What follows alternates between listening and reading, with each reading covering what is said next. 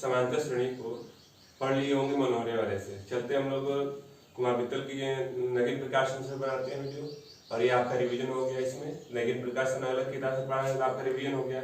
आप वीडियो देखने से पहले आप कलम और कापी ले लीजिए, वीडियो देखते हुए अपना रिवीजन कर सकते हैं आप, ठीक ना। लेसन पे आते हैं तो लेसन आपका है समांतर श्रेणी। समांतर श्रेणी से पहले हम बात करते हैं कुछ इसमें महत्वपूर्ण टॉपिकों की। महत्वपूर्ण टॉपिक का मतलब होता है कि इसमें एक आपका टॉपिक है अनुक्रम। अनुक्रम किसे कहते हैं? अनुक्रम का मतलब होता है कि इसमें कुछ पद दिए होते हैं, उन पदों में हम ये श्योर नहीं कर पाते हैं कि अगला पद जो होगा वो क्या होगा। जैसे हम कह सकते हैं कि 3, 4, 5, 7, 8, 9, 15, 18 ऐसे हो सकता है। इसमें यह निश्चित नहीं होता है कि जो ये 18 लास्ट टर्म आपको यहाँ दिख रहा है, 18 के बाद हम क्या लिख सकते हैं। तो ऐसी बात होती है। इसमें यह भी फिक्स नहीं होता है कि यह, इसमें हम देख रहे हैं कि इसमें 1 का अंतर दिख रहा है, इसमें भी 1 का अंतर दिख रहा है, यहाँ आपको 2 का दिखा, यहाँ 1 दिखा, 1 दिखा, और यहाँ हमारे पास 6 का दिखा, ये 3 का दिखा। इसमें ऐसा कुछ सिमिलरिटी, ऐसी कुछ समानता नहीं होती है कि यहाँ 1 है तो यह अगला भी 1 का गैप दिखेगा, ये भी 1 ऐसा कुछ नहीं है। यहाँ एक सिस्टमेटिक तरीके से नहीं चले, यहाँ किसी भी तरह से लिखा अगर जा सकता है तो जो प्राप्त होता है वह उसको हम अनुक्रम बोल सकते हैं, ठीक। अनुक्रम के बाद बात करते हैं कि जो एक सिस्टमेटिक तरीके से कर ले, जैसे हम उसको बोल सकते हैं श्रेणी। श्रेणी किसे कहते हैं? श्रेणी का मतलब होता है कि 2, 4, 6, 8, 10 ऐसे अगर हम लिखते हैं तो यहाँ एक फिक्स हुआ कि 2 के बाद 4 आया, 4 के बाद 6 आया, 6 के बाद 8 आया, 10 आया। यानी निश्चित है कि अगला अगर हमको लिखना हो या आपसे कोई पूछे कि अगला क्या हो सकता है, तो इस हिसाब से हम इसको 12, 14, 16 ऐसे अगर लिख सकते हैं तो यह एक जो प्राप्त होता है इसको हम श्रेणी बोल सकते हैं, ठीक। अगर हम बात करें तो तीसरे को हम बोल सकते हैं श्रेणी। श्रेणी क्या होता है? श्रेणी का मतलब होता है जिन पदों से श्रेणी का निर्माण होता है, जिन पदों से इसका निर्माण होता है, अगर हम उसको प्लस के रूप में अगर लिख दें, प्लस के साथ लिख दें, तो जो प्राप्त होता है उसको हम श्रेणी बोलते हैं। जैसे इसी को 2, 4, 6, 8, 10, 12, इसको अगर हम धन के साथ लिखते हैं तो जो प्राप्त होता है वो श्रेणी कहलाता है, ठीक। तो बात करते हैं कि हमारे पास 3 हो गए। इसमें इसी तरह से श्रेणी की बात की जाए तो सेम उसी तरह से हम बोल सकते हैं कि इस तरह से हम अगले स्टेप की बात करें तो अगला स्टेप आपका समांतर श्रेणी होगा। समांतर श्रेणी का मतलब सेम वही चीज, समान अंतर। समांतर का मतलब जो समान अंतर के साथ अगला पद आए, समान गैप के साथ अगला पद आए, तो जो श्रेणी प्राप्त होती है उसे समांतर श्रेणी कहते हैं। समान अंतर का मतलब देखिए, इनके बीच में 2 के बाद 4 आया तो अंतर कितने का दिख रहा है? 2 का। 4 के बाद 6 आया तो इसके बीच का अंतर 2 का है। 6 के बाद 8 आया तो इसके बीच के 2 का अंतर है, यानी समान अंतर इनके बीच में दिख रहा है, तो इनसे जो श्रेणी प्राप्त होती है वो समांतर श्रेणी होती है। इसी तरह से यहाँ भी हम बात कर सकते हैं कि यह एक समांतर श्रेणी हो जाएगा। श्रेणी का मतलब उन्हीं पदों को अगर हम प्लस के साथ लिख करके जो श्रेणी बनाएंगे वह समांतर श्रेणी प्राप्त होगा। बात करते हैं इसमें, देखिए कुछ स्टेप इसमें हमको दिख रहे हैं। जैसे हम इसको अपने याद रखने के लिए बना सकते हैं कि हमारे पास पहला हमने क्या पढ़ा? पहला हमने पढ़ा अनुक्रम। पहला अनुक्रम पढ़ा। अनुक्रम के बाद हमारे पास स्टेप आया समांतर श्रेणी। समांतर श्रेणी हुआ। समांतर श्रेणी के बाद अगला स्टेप आपने कहा कि हमारे पास समांतर श्रेणी है। बात करते हैं श्रेणी की, तो श्रेणी कितने होते हैं हमारे पास? शॉर्ट में हम समांतर श्रेणी को हम बोलते हैं कि यह एपी है, समांतर श्रेणी हो गया।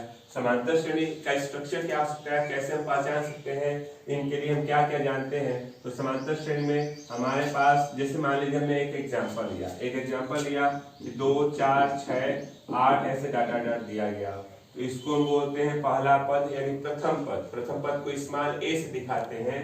तो यह हमारे पास प्रथम पद हो गया, जिसको इंडिकेट करते हैं, डिनोट करते हैं स्मॉल ए से, ये हो गया।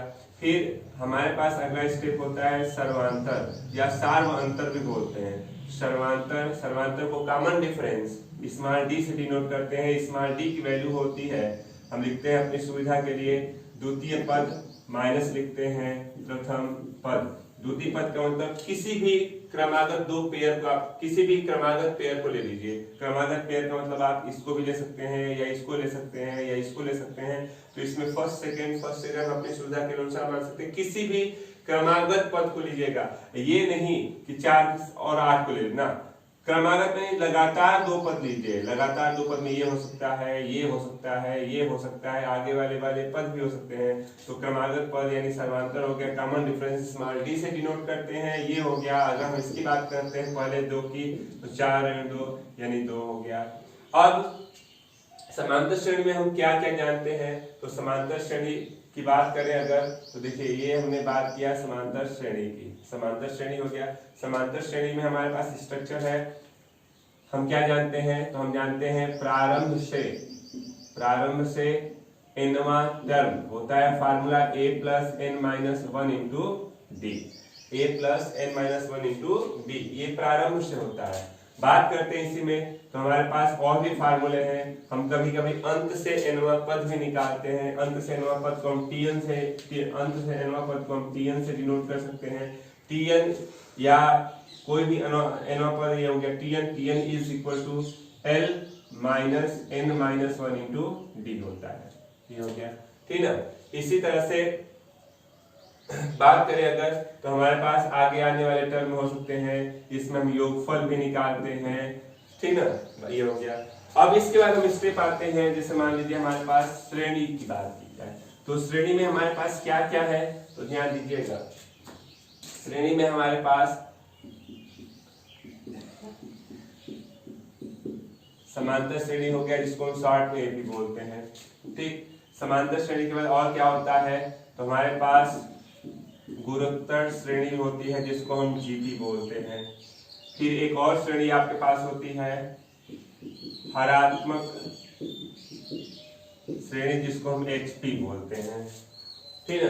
अब इसी तरह से अगर हम बात करें, तो एपी को इंडिकेट कर लिया, जीपी क्या होता है और ये क्या होता है, तो इनको भी हम यहाँ अगर देख लें हल्का सा आप जान सकते हैं, क्योंकि ये तो आपके क्लास 10th के सिलेबस में ये नहीं है, ये दो सिलेबस में नहीं है। गुणोत्तर श्रेणी और हरात्मक श्रेणी सिलेबस में नहीं है, इसको हम पढ़ते हैं जाकर के क्लास 11th में।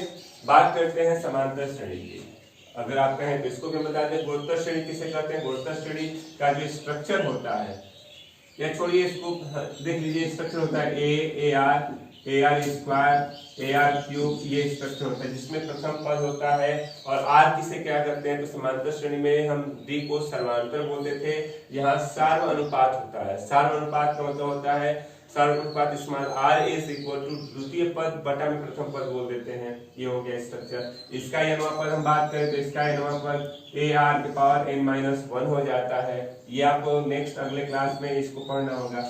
हरात्मक श्रेणी की बात करते हैं। हरात्मक श्रेणी क्या होता है, तो हरात्मक श्रेणी का मतलब होता है, जैसे आप इसको समझ लीजिए, 1/2, 1/4, 1/6, 1/8 ऐसे डाटा दे दिया। कहता है कि हरात्मक श्रेणी है कि नहीं है। हरात्मक श्रेणी होता है, तो हरात्मक श्रेणी का मतलब होता है आप इसका व्युत्क्रम निकाल देते हैं। इस जो पद दिया गया उसका व्युत्क्रम करिए, तो 2, 4, 6, 8 ऐसे हो गया। अब व्युत्क्रम करने के बाद फिक्स है कि वह एक समांतर श्रेणी हो जाता है। समांतर श्रेणी है, समांतर श्रेणी की सहायता से आप इसका कोई भी पद क्या है वो निकाल लीजिएगा। जो आंसर आएगा उसको अपोजिट कर दीजिएगा, तो वह हरात्मक श्रेणी का वह पद हो जाएगा। तो ये बात करते हैं, ये दो बात की बात हो गई। ये दो हमारे पास टॉपिक है समांतर श्रेणी देखने की। तो हम आते हैं पहले स्ट्रक्चर पे। पहला किस टाइप का क्वेश्चन हो सकता है, तो चलिए देखते हैं इसमें कितने प्रकार के क्वेश्चंस बन सकते हैं। तो पहले हम लोग आते हैं, पहला जो प्रश्नावली, जिसमें कुछ एग्जाम्पल ले लेते हैं। एग्जाम्पल की बात किया जाए तो पहला एग्जाम्पल आपके सामने है। पहला एग्जाम्पल कहता है कि an is equal to 2n+3 दे दिया। an is equal to 2n+3, इसके प्रथम 4 पद बताइए। प्रथम 4 पद का मतलब a1, a2, a3, a4 पूछ रहा है। 4 पद आपके पूछ रहे हैं। अगर क्वेश्चन से हमारे पास जो क्वेश्चन दिया गया है इससे सिमिलरिटी करें तो हमको A1, A2, A3, A4 मतलब सीधी सी बात है कि जो क्वेश्चन में जहां जहां n दिख रहा है एक बार आप 1 रख दीजिए, 2 रख दीजिए, 3 रख दीजिए और 4 रखिए। चलिए n की जगह पे अगर 1 रखते हैं यहाँ पे तो यह A1 होगा, यहाँ कितना हो जाएगा 2 into 1 plus 3, तो 2 plus 3 हमारे पास 5 हो गया। अगर n की जगह पे 2 रखते हैं यहाँ पे तो यह A2 हो जाएगा, जहां जहां n है इसमें 2 रखिए तो 2 into 2 plus 3 तो 4 plus 3 हो गया, ये हो गया। फिर n की जगह पे 3 लेते हैं तो A3 रखिए 3 तो 2 into 3 plus 3 6 plus 3 9 हो गया। n is equal to 4 लेते हैं तो A4 is equal to 2 into 4 plus 3 8 plus 3 यानी 11 हो गया। तो हमारे पास जो इसके 4 पद पूछ रहे हैं, 4 पद हो सकते हैं 5, 7, 9 और 11, ये आंसर है। बात करते हैं इसी तरह से क्वेश्चन नंबर 2 की। क्वेश्चन नंबर 2 कह रहा है कि an is equal to n square plus 5। ध्यान दीजिएगा, an is equal to n square plus 5। इसके प्रथम 3 पद बताइए। प्रथम 3 पद का मतलब A1, A2 और A3 ऐसे पूछ रहा है। प्रथम 3 पद बताने को तो सीधी सी बात है कि n की जगह पे एक बार 1 रख दीजिएगा, 2 रखिए और एक बार 3 रखिए तो इसके 3 पद आ जाएंगे। तो पूरे जो हमको अनुक्रम दिया गया है इसमें रखना है तो n is equal to 1 रखेंगे तो A1 होगा। A1 का मतलब 1 का स्क्वायर प्लस 5 तो 1 प्लस 5 6 हो गया। एक बार 2 रखते हैं, n is equal to 2 रखेंगे तो ये हो गया A2। 2 रखिए तो 2 का स्क्वायर प्लस 5 4 प्लस 5 यानी 9 हो गया। n is equal to 3 रखते हैं तो A3 हो जाएगा, 3 का स्क्वायर प्लस 5 यानी 9 प्लस 5। यानी आपसे पूछा प्रथम 3 पद बताइए तो इसके 3 पद 6, 9 और 14 हो जाएगा। ठीक है, नोट कर ले। 2 एग्जांपल आपने देखा, 2 बहुत ही नॉर्मल सा था, जहां n की जगह पे 1 2 3 4 ऐसे रखते थे, हमको 2-4 पद निकालना था, निकल गया। अब इसमें अब देखिए 2 स्टेप पे हमको क्वेश्चन देखिए। नेक्स्ट क्वेश्चन हम एग्जांपल देखते हैं, अलग तरह का दिया गया है। जैसे इसमें 2 स्टेप दिया गया है, A1 और A2 की वैल्यू 1 2 1 दिख रहा है और यहाँ यह दिया गया है n is greater than 2, n is greater than 2 तो कहता है यहाँ से हमको क्या बताना है, तीसरा, चौथा और पांचवा पूछ रहा है। चलिए ठीक है, हमने एक चीज देखा यहाँ कि A1 और A2 दे दिया, n का मान 2 से बड़ा रखना है तो 2 से बड़ा में अगर हम इसकी बात करते हैं हमको तीसरा चाहिए तो N3 यानी कि A3 चाहिए, A4 चाहिए और A5 चाहिए। सीधी सी बात है, A3 का मतलब इसमें अगर हमको A3 करना होगा इसको तो n की जगह पे 3 रखें, 4 करना होगा तो n की जगह पे 4 रखें, यहाँ 5 करना होगा तो n की जगह पे 5 रखें। तो चलिए रख लेते हैं, अगर n की जगह पे 3 लेते हैं, यहाँ रखिए, जहां जहां यानी वहां 3 रखिए तो A3 is equal to A3 minus 2 A3 minus 1 यानी ये हो गया A1 A2। हमने संयोग से देखा A1 और A2 का मान 1 है तो रखिए 1 plus 1 यानी कि 2 हो गया।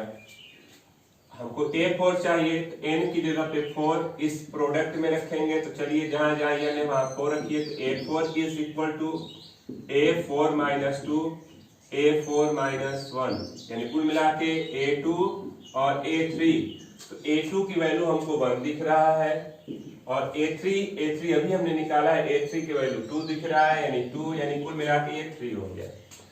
n is equal to 5 रखें तो यह A5 हो गया, यहाँ रखेंगे तो A5 minus 2, यहाँ रखेंगे तो A5 minus 1 यानी A3 A4। A3 की वैल्यू हमने निकाला हुआ है 2 और A4 की वैल्यू हमने निकाला है 3, तो कुल मिला के 3 और 2 5 हो गया। हमसे पूछ रहा था A3 बताइए, A4 बताइए, A5 बताइए, तो A3 की वैल्यू 2 है, A4 की वैल्यू 3 है और A5 की वैल्यू 5 है। तो ये आपका आंसर हो गया तीसरा, चौथा और पांचवा पद। नोट कर ले नेक्स्ट क्वेश्चन की। तो नेक्स्ट क्वेश्चन में हमको देखिए क्या क्या दिया गया है, A1 दे दिया और AN दे दिया। जहां n is greater than 1 n बराबर 1 2 3 के लिए इसका मान बताइए। बात करते हैं क्या मान बताइए, तो n बराबर 1 रखिए, 2 रखिए, 3 रखिए, लास्ट हम 3 रखते हैं।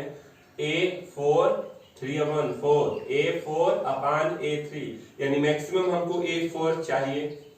ठीक, तो a4 निकालने के लिए हम आ जाते हैं यहाँ पे, हमारे पास जो n के रूप में है वहीं से हम इसकी वैल्यू निकालेंगे।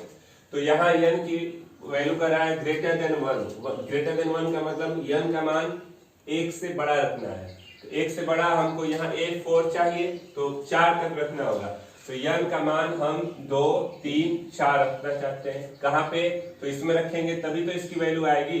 अगर हम n की मान 2 रखते हैं तो 2 रखिए यहाँ, तो यह a2 यहाँ रखेंगे 2a2 माइनस 1 और 1 यानी 2a1 प्लस 1। ठीक, a1 की वैल्यू 3 है तो यहाँ हो गया 2 इंटू 3 प्लस 1 तो 6 1 7 हो गया। फिर हम बात करते हैं n इज इक्वल टू 3, रखिए इसमें 3, तो a3 यहाँ रखते हैं तो 2a3 माइनस 1 1 यानी 2a2 प्लस 1। a2 की वैल्यू अभी निकाला गया है 7 है तो 2 इंटू 7 प्लस 1 तो 14 1 15 कर लीजिए। फिर अगले स्टेप पे चलते हैं, n इज इक्वल टू 4, तो a4 हो गया तो 2a4 माइनस 1 प्लस 1 तो 2a3 प्लस 1।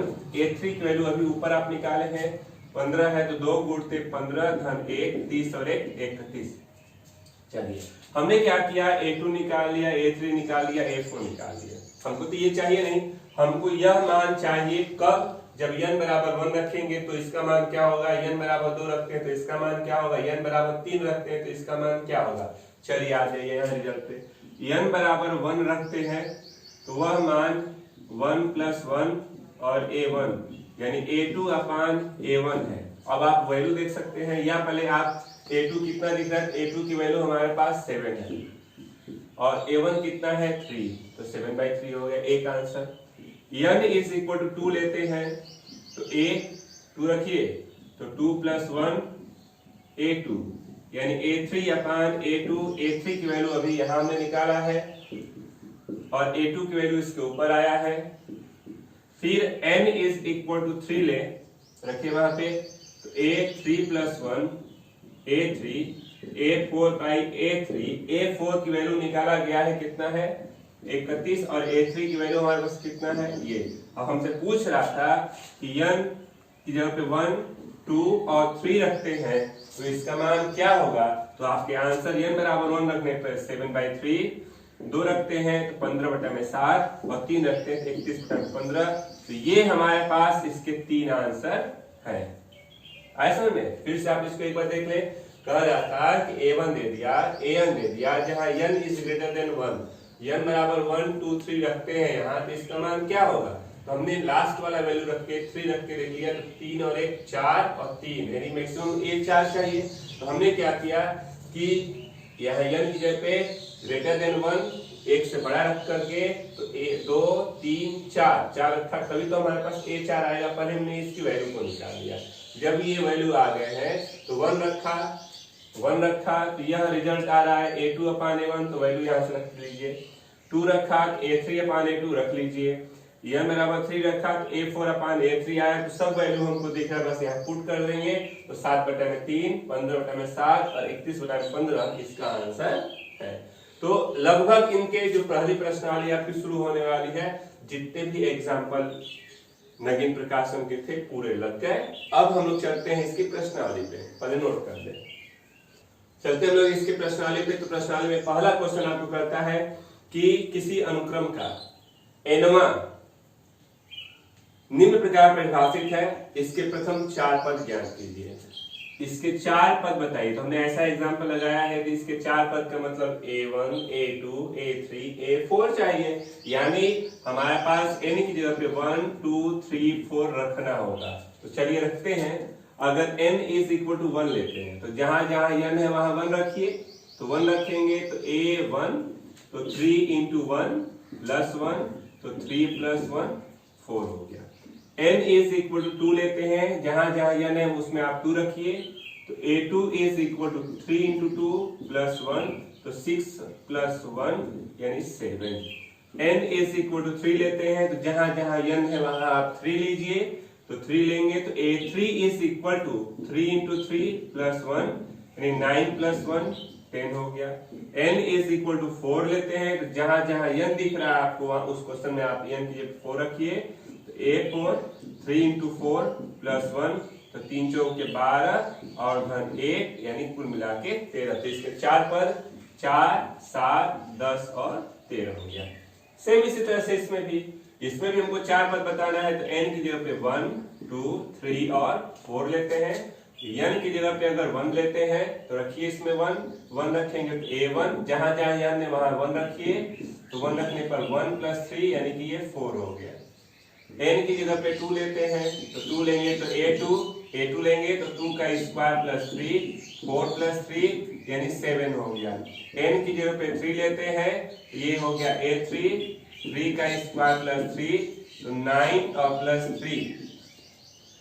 n की जगह पे 4 लेते हैं तो a4 4 का स्क्वायर प्लस 3 तो आपके पास रिजल्ट हो गया इतना, यानी इसके 4 पद क्या हो गए तो 4 7 12 और 19, ये इसके 4 पद हो गए। नोट कर लें। अब इसी तरह से क्वेश्चन नंबर 3 आप देख रहे हैं, 4 देख रहे हैं, इनके लिए भी हमको वही काम करना है, लेकिन कुछ क्वेश्चंस आप ही कर सकते हैं। अब इसमें भी 4 पद निकालना है। 4 पद निकालने का जहां जहां n है वहां एक बार 1 2 और 3 और 4 लेना चाहेंगे। अगर हम n इज इक्वल टू 1 लेते हैं रखिए तो a1 1 प्लस 1 यानी 1 इंटू 2 यानी 2 मिला के 2 हो गया। n इज इक्वल टू 2 लेते हैं जहां जहां n वहां 2 रख लीजिए आप, तो a2 2 प्लस 1 तो 2 इंटू 3 यानी 6 हो गया। n इज इक्वल टू 3 लेते हैं तो a3 3 प्लस 1 3 इंटू 4 यानी 12 हो गया। अगर n की जगह पे 4 ले लीजिए, a4 जहां जहां n है वहां आप लेते हैं तो 4 इंटू 5 यानी कुल मिला के 20 हो गया। तो इसके 4 पद 2 6 12 20 हो गया। सेम इसी तरह से इसकी भी बात करते हैं। 4 पद बताने हैं तो आप इसी तरह से n की जगह पे 1 2 3 और 4 रख के सॉल्व कर सकते हैं। तो इसको आप खुद कर लीजिएगा। इसी तरह से इसका लास्ट भाग हमारे पास क्वेश्चन दिया गया है an इज इक्वल टू 3 की power n।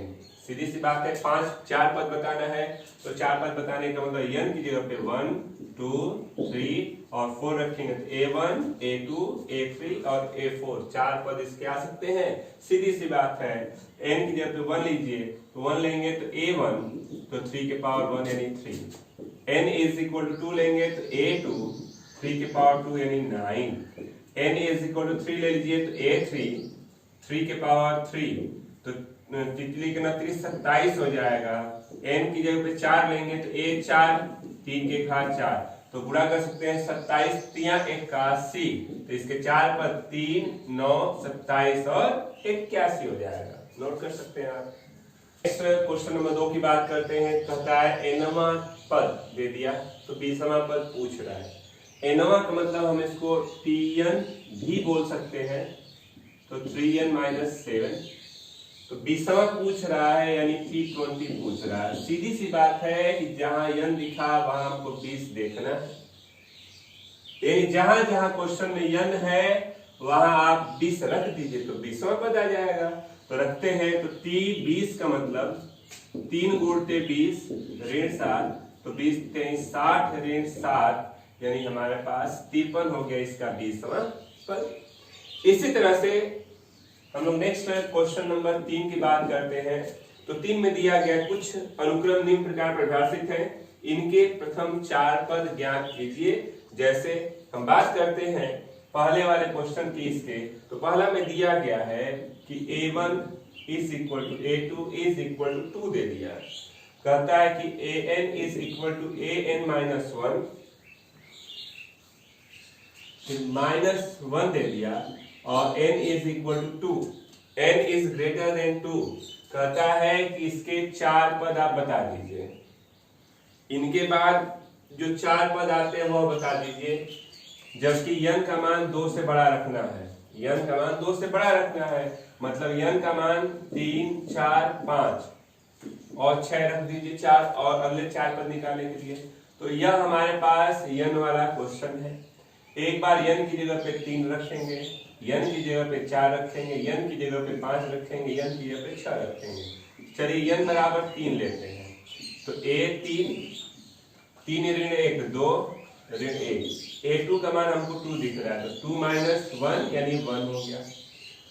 n is equal to 4 लेते हैं तो a4 4 माइनस 1 3 माइनस 1, a3 की वैल्यू हमारे पास 1 है तो 1 माइनस 1 0 हो गया।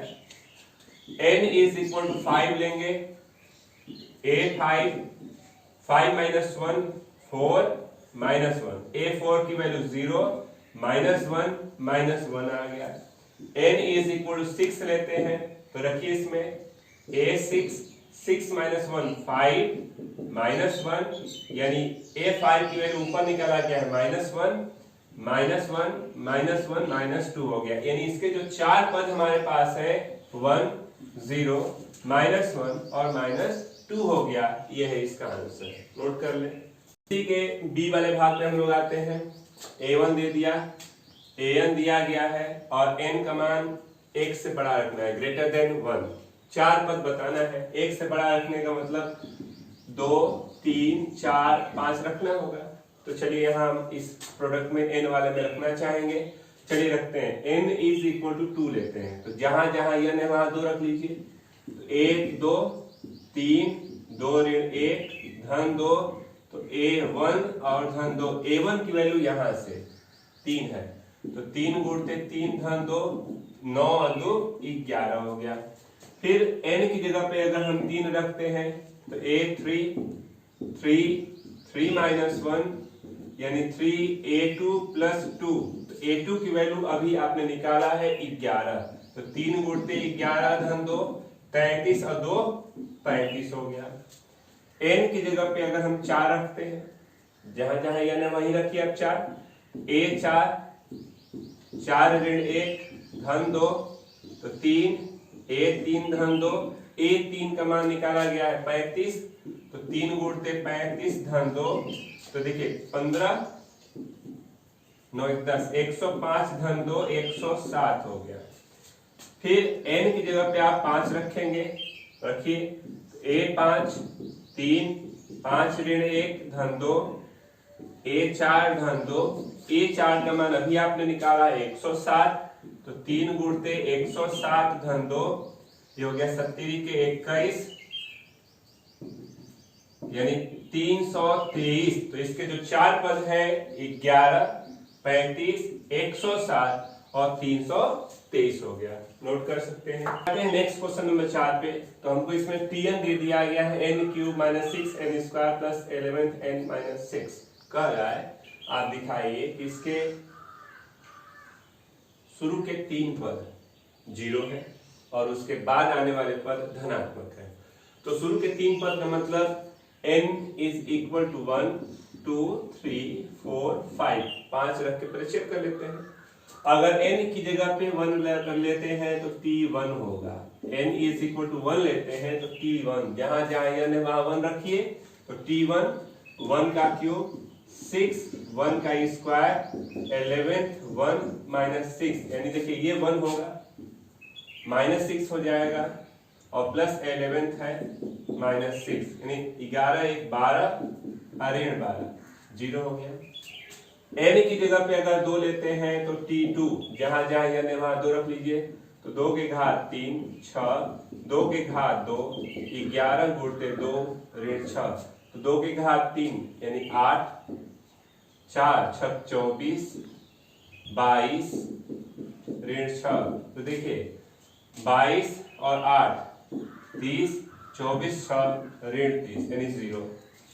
n की जगह पे अगर हम 3 लेते हैं तो t3, जहां जहां n है वहां 3 रख लीजिए तो 3 रखते हैं तो ये देखिए 3 लेके 9 29 27 9 6 54 33 ऋण 6 27 और 33 को जोड़ लेंगे तो 0 5 1 6 7 54 और 6 ये भी 7 यानी पहला रिजल्ट हमारा श्योर हो गया। कह रहा था प्रूव कीजिए कि इसके पहले 3 पद शून्य है।